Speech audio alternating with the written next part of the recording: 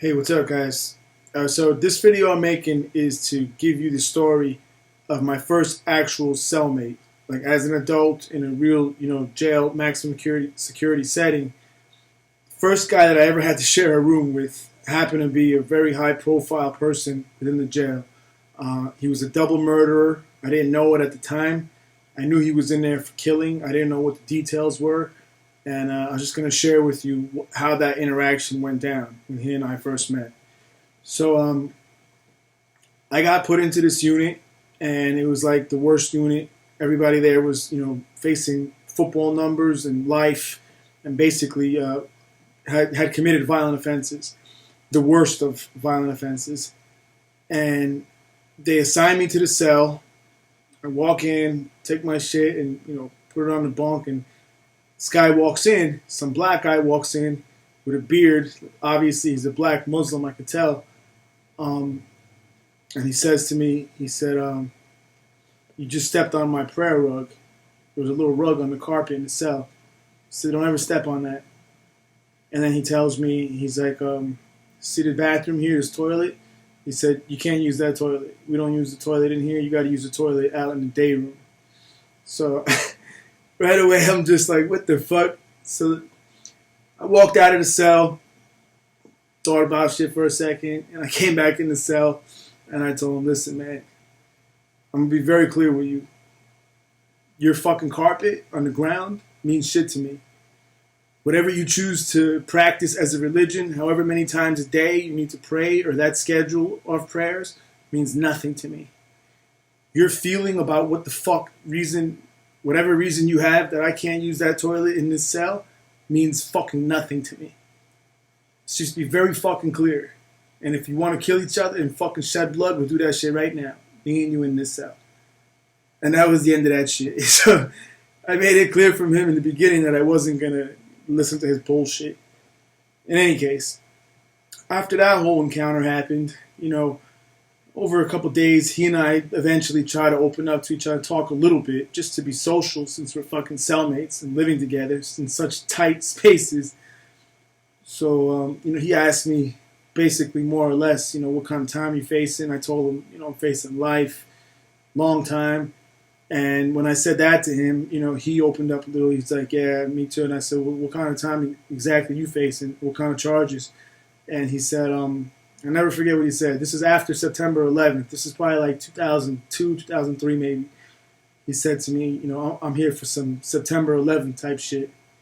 And I didn't really know what it meant at that time. I thought maybe it's some street gang shit that he killed a couple people. I didn't know what it meant, and I'm not going to ask. It's not my business or place to inquire about anybody's personal business. So he tells me that, and we're housed together for a couple months, and I realized that in the court appearances that we had, he was the only other person, aside from myself, that had to be specially transported. We had separate transports. So we would, a bunch of people would be scheduled to appear in court one day. They'd leave at 5, 6 a.m. They come pick you up. They put you in these vans and buses, transport you to the courthouse, take you in from the basement and shit, and put you in these holding cells. And while you're in those, you wait hours and hours, whatever, but you're all housed together. What happened with he and I was they would have a special transport vehicle take us to and from, not every time, but for me a couple times, and that vehicle would be empty. It would just be one of us per vehicle, and they'd have police cars in the front and the back escorting us, and it'd all be blacked out. We can't see shit, or they even blindfold you. So it's just fucking nuts. But anyway, it turned out that he was another one at that level of security threat that they treated like that. He turned out to be an all right guy. He and I talked, whatever. Again, I'm not trying to get close to nobody. I'm not trying to be friends with anybody, but we were respectful of one another. Probably shared a couple books here and there. I borrowed his, he read mine, whatever. And he wasn't really about any kind of trouble or anything. So that time in that county jail passed. I ended up transferring, a couple others, fighting my cases, ultimately ending up in prison. So years go by, and such a crazy thing happens. For those of you that follow my story, as of a couple years ago, I've been working as a mentor. So I volunteer my time, and I go to this jail in Newark, New Jersey for the juvenile jail. And I work with kids there.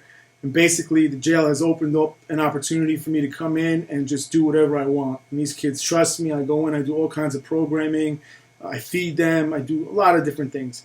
I bring their parents in sometimes and do programs with them.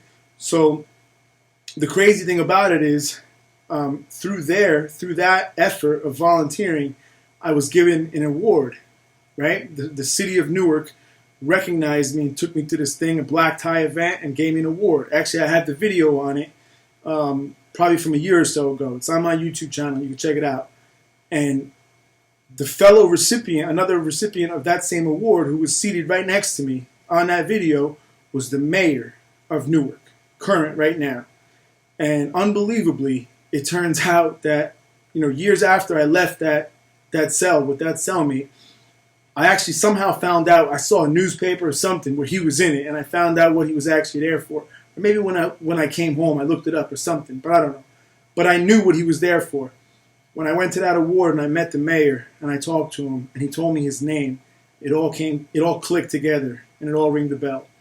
That cellmate, that double murderer, was there for murdering the current mayor of Newark's wife and I think best friend, some other girl that was around. I don't know the whole details of it. From what I read, it was some crazy shit where he just went jealous and started stalking her. She left him and he fucking hunted her down and killed her and this other girl. Crazy shit. But just unbelievable coincidence, to add to that story about me and this fucking guy crossing paths. And then now, of course, when I realized what it was, I didn't make the comment to the mayor. I didn't tell him anything because I felt very uncomfortable in doing that. It's obviously a very sensitive subject. The man's sister was killed by this other man that I happened to live with. So again, I didn't know what he was there for at the time, but it's just crazy. We ended up later on getting sentenced together. I remember not sentenced together. On one of my days of court appearance, he was there also, and he was there for sentencing. And I remember at the end of that day when we locked in, we finally got back to the county. I had to ask him, like, Ibn, what happened? What's the end result? And I don't remember what it was. I think it was 160 years, something with 100 or 200 in front of it, some fucking crazy number that he got sentenced to. But so he's currently still, and will be for the rest of his life. I think he's in Trenton State Prison now in New Jersey. But yeah, he's a lifer and he's gone. And I thought I'd share the story with you guys. It was kind of interesting. That that was my first experience in that kind of environment, and lucky for me, even though this guy was a double murderer, he wasn't really willing to, murder at that level and be crazy just for the fucking sake of being crazy because he's a lifer. Some other guys you run into in prison settings like that, these guys have nothing to lose, and that whole little thing about the carpet, my not using the bathroom in the cell, could have fucking ended in death. Either way, him killing me or me killing him. And that was my biggest fear in those environments. So it turned out okay in the end. So hope you guys enjoyed this story. Thanks.